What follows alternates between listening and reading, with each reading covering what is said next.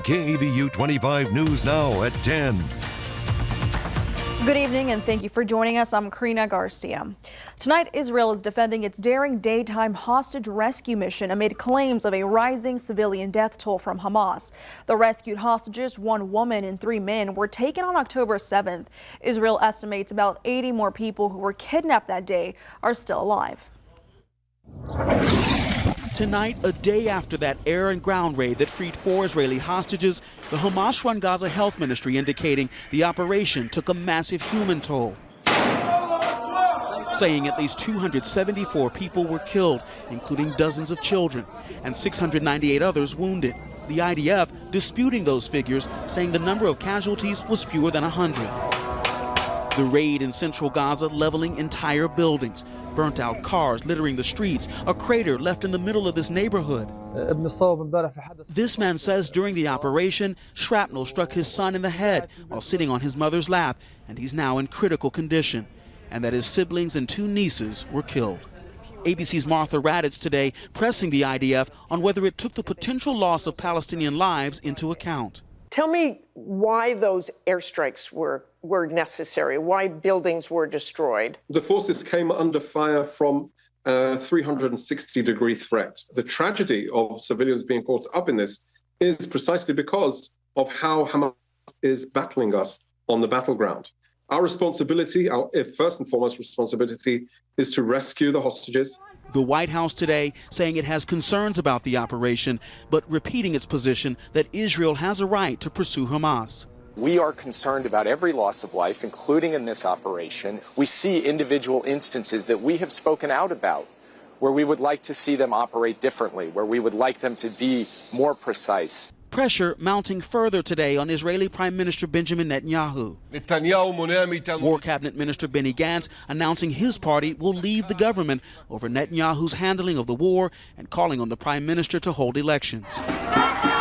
Saturday's joyous scenes of hostages reuniting with their families giving way to continued demonstrations against Netanyahu in the streets. With Israel estimating 80 living hostages remain in Gaza, protesters telling us that the raid has not changed their view of his government. Do you believe that the Prime Minister will bring the rest of the hostages home? He is not interested in what's happening to the hostages. He's only interested in his political future. Meanwhile, U.S. Secretary of State Antony Blinken is headed back to the region this week, hoping to move the needle on that ceasefire proposal detailed by President Biden more than a week ago. It includes a hostage release and prisoner swap. The U.S. says it's waiting for a response from Hamas, but it is unclear what impact Saturday's raid will have on negotiations. Marcus Moore, ABC News, Tel Aviv. May was the deadliest month for Ukrainians in almost a year. That's according to the UN Human Rights Mission there. More than 170 civilians were killed last month. That's about 30% more than in April, and close to 700 were injured. The increase is blamed on the growing number of strikes in that region, where Moscow launched a new offensive just last month. And now time to talk weather on this Sunday night. Let's check in with First Warn Storm Team meteorologist Scott Pitney.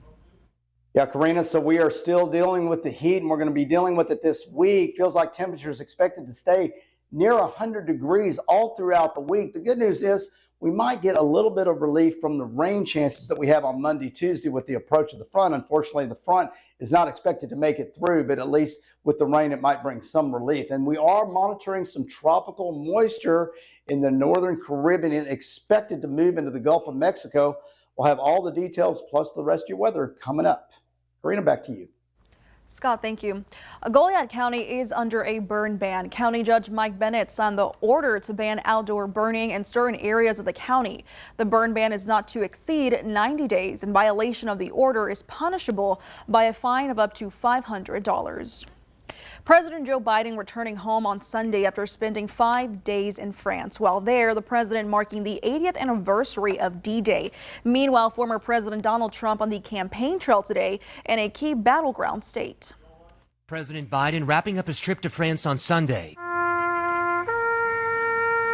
paying his respects at a cemetery outside Paris where American troops are buried. Biden's visit notable due to the contrast with former President Trump, who in 2018 declined to visit the same cemetery citing bad weather, though later reports claim Trump referred to those buried there as suckers and losers. The idea that I'd come to Normandy and not make this short trip here to pay tribute.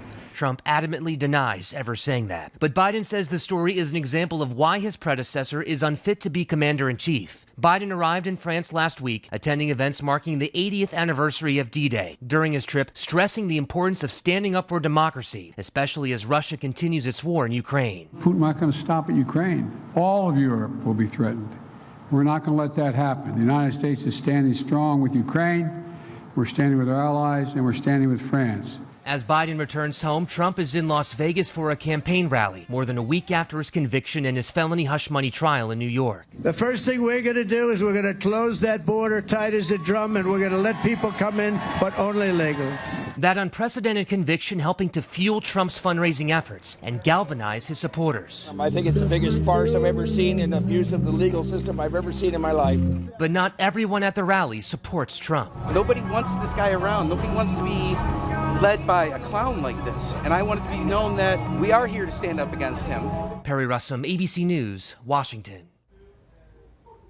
And former President Donald Trump is expected to virtually appear before a probation officer tomorrow. It comes after Trump was convicted last month on 34 counts of falsifying business records tied to hush money paid to adult film star Stormy Daniels during the 2016 campaign. A probation interview is required by court as part of the former president's pre-sentencing report. The Republican presidential nominee is facing anywhere from probation up to 4 years in prison. Trump's defense team is scheduled to submit their sentencing recommendation on June 13th, and he is scheduled to be sentenced come July 11th. So here is your viewer poll tonight. The question is, should Trump receive a prison sentence for his conviction? Yes or no? According to our results, it looks like it's 50-50. Thank you for voting. We want to hear your opinion on this. Come to crossroadstoday.com/vote to take part. Jury instructions in Hunter Biden's trial are expected to be finalized Monday morning, with closing arguments to begin soon after. This after prosecutors rested their case Friday. Hunter Biden's legal team alerted the court that they want to make changes to the judge's proposed jury instructions, most notably on the topic of the, quote, theory of defense, unquote, before she delivers them. Biden's defense team argues that some sections broaden the statutes at hand and are unconstitutionally vague.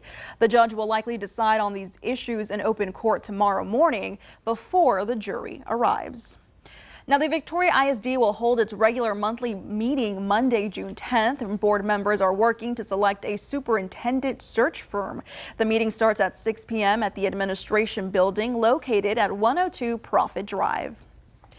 Alrighty, grab your cell phone and scan this QR code. This is our quick response code to download the Crossroads Today app. Watch us anytime, anywhere, and get breaking news alerts and vote in our viewer polls. Learn all about our ongoing contests right there on the app, and you can also submit news, tips, videos, and photos. Now remember to subscribe to our YouTube channel, Crossroads Today. Hit the like button and click that notification bell. For now, stay with us. A man from Arizona manages to survive a 50-foot fall. That's coming up on 25 News Now at 10.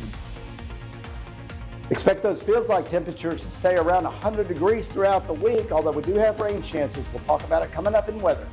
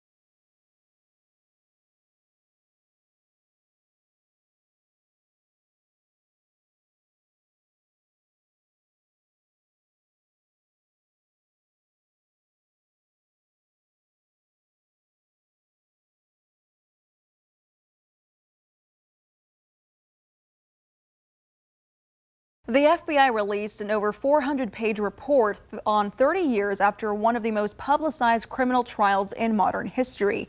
The FBI made public hundreds of pages of documents on the murder investigation of Nicole Brown Simpson and her friend, Ron Goldman.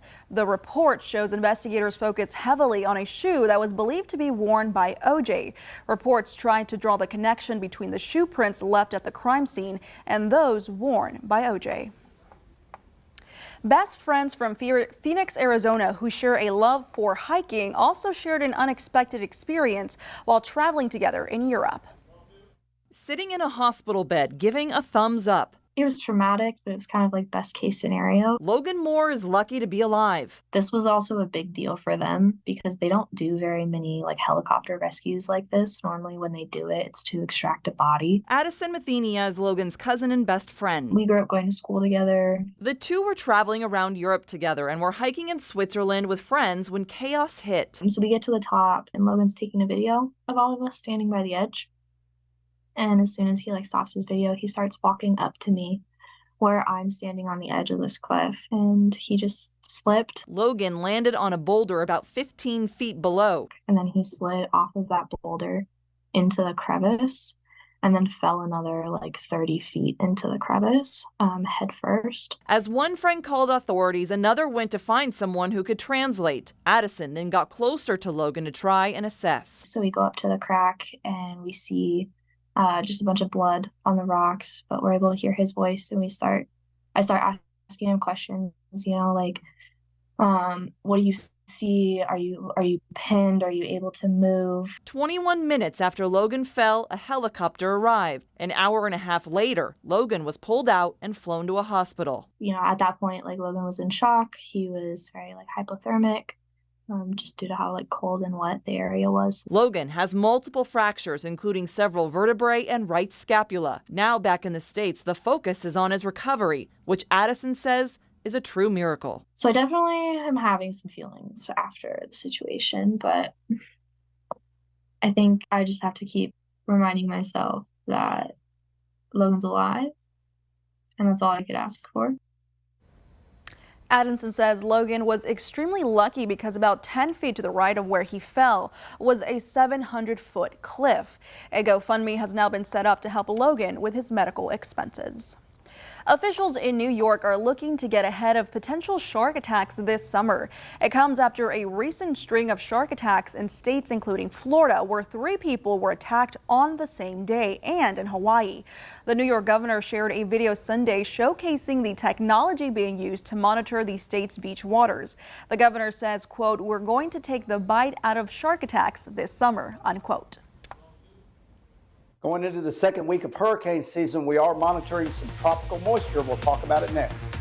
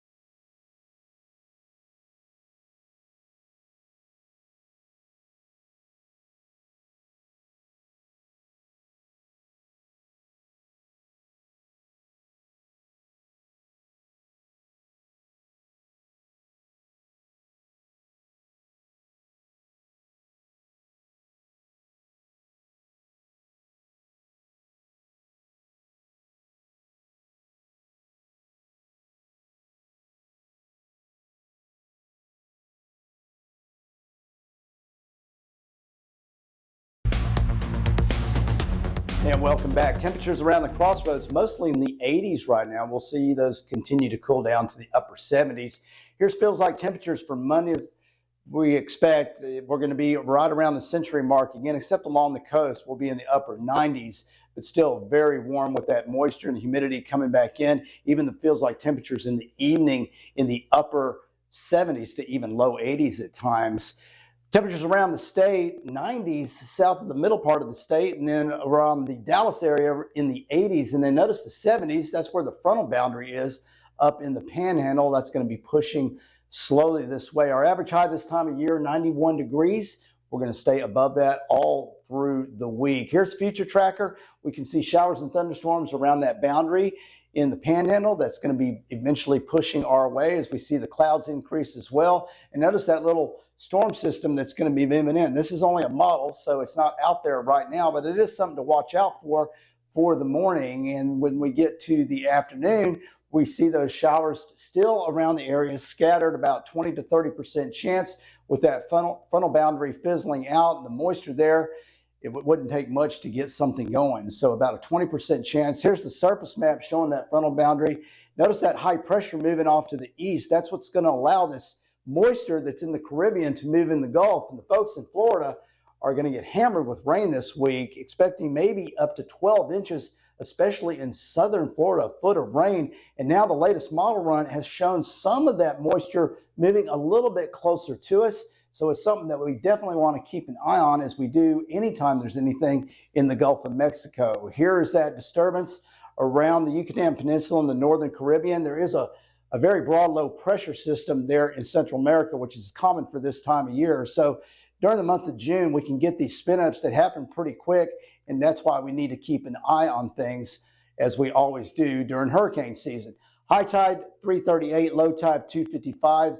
Those seas 1 to 2 feet. Waking up to 85 in Port Lavaca, 91 by 3 o'clock with a slight chance of rain. Victoria waking up to 83, 93 by 3 o'clock. And isolated thunderstorms, again, 20 to 30% chance. Cuero 81 is your wake-up temperature. Sunset temperature around 92 degrees in Cuero. There's your average temperature in the mid-90s for the crossroads. Heat index values close to 100 degrees. 20% chance of rain Monday, Tuesday. Just a slight chance. I didn't put it on here, but there is a slight chance all through the week for Wednesday and Thursday. Then we see a 20% chance of rain for Friday, Saturday, and Sunday. Low temperatures in the mid to upper 70s. Of course, you can download the Crossroads Today app, get the latest in news, weather, and sports at your fingertips. Sign up for email alerts, and it is free. Thank you, Scott. The Boston Celtics now with a commanding 2-0 lead over the Dallas Mavericks. I'll have that coming up in sports.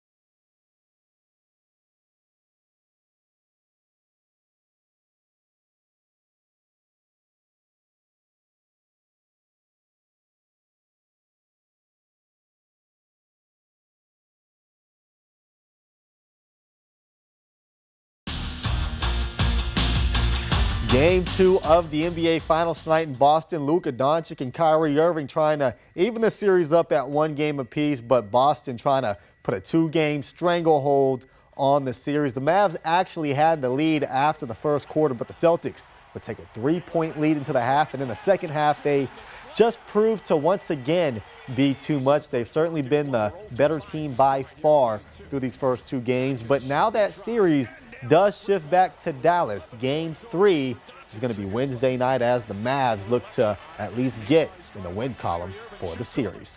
In the MLB today, the Texas Rangers able to snap a 2-game skid this afternoon, defeating the San Francisco Giants. Texas got started in the first inning on a bases-loaded 2-out single that plates the first 2 runs of the ball game. Now with runners at the corners, Texas is going to get ultra aggressive. Runner still second. It is going to be safe, and on the throw down, Adolis Garcia steals home. Texas puts up a 3-spot in the first inning. They go on to win. Final score 7-2. Nathan Eovaldi, 7 innings, just 2 earned runs. Texas now 31-34 on the year, and the Astros, they're trying to keep pace. A 4-run inning capped off by this 2-run shot to center field from Jose Altuve. Had it looking like the Astros would cruise to a win, but after the Angels tie, they try to walk it off. Trey Cabbage had it in his glove, but it comes out at the last moment. It's gone. The Angels walk off on the Astros. Final score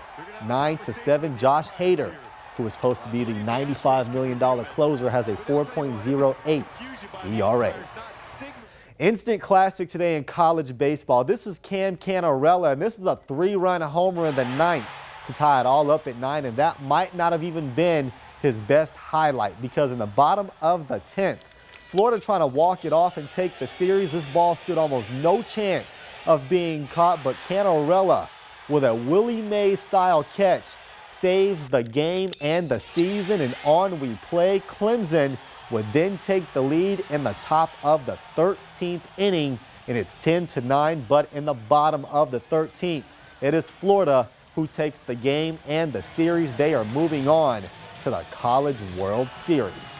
WNBA rookie sensation Caitlin Clark is set to be left off the Team USA roster for the Paris Olympics. Clark was the WNBA's #1 overall pick back in April, coming off a 4-year University of Iowa career in which she scored a record-breaking 3,951 points. However, a source familiar with the decision told NBC News today that Clark will not be part of the U.S. national team. The formal announcement of Team USA's roster has not been announced at this time, but according to the source, players will include WNBA stars such as Brittany Griner, Asia Wilson, and Brianna Stewart. Team USA's first game in the upcoming Olympics set for July 29th against Japan. Clark's next Olympic opportunity will come in summer of 2028.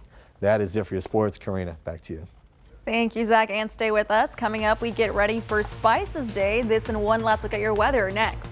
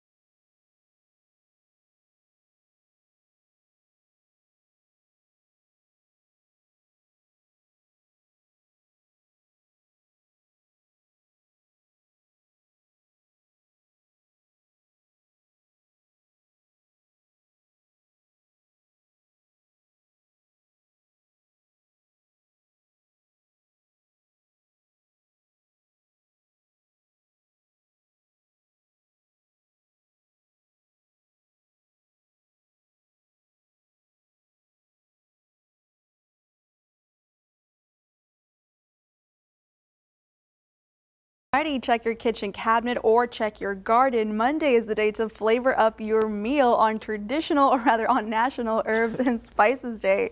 For a lot of people, the flavor magic begins right in their own garden. Growing up your own herbs can guarantee the freshest way to spice up what you're preparing in the kitchen. And there's also the trip to the farmer's market or the spice market to pick up any number of flavorings. And with that, let's toss it over to Scott Pitney for one last look at your weather. Yeah, so we are going to stay warm through the rest of the week. Those temperatures, ambient temperatures in the mid-90s. Heat index right around 100 degrees, 100 to 105 will be the range. Do have a 20% chance of rain with that front approaching on Monday, Tuesday. Also a slight chance of rain for Wednesday and Thursday, less than 10%. So I didn't put it in the 7-day, but we have a very slight chance. And then 20% chance for Friday, Saturday, and Sunday, those low temperatures in the mid to upper 70s. Alrighty, thank you, Scott. And I don't want to expose anybody, but one time Zach told me he doesn't ever use seasonings except for salt and pepper. I don't ever cook because I use the which regular. Is a little bit weird. No, I use the regular oil bland. One time, and I step away, and it started popping, and it started flaming up on my stove, and I threw the sizzling pan on my porch. It looked weird having sizzling chicken on my porch. So not only can you not cook, you I can't stick to flavor McDonald's your and the ready-to-eat meals at HEB. You know, whatever keeps you fed. That's Alrighty, right. well, thank you, Zach, and thank you for being with us. Remember to subscribe to our YouTube channel, Crossroads Today. Have a good night.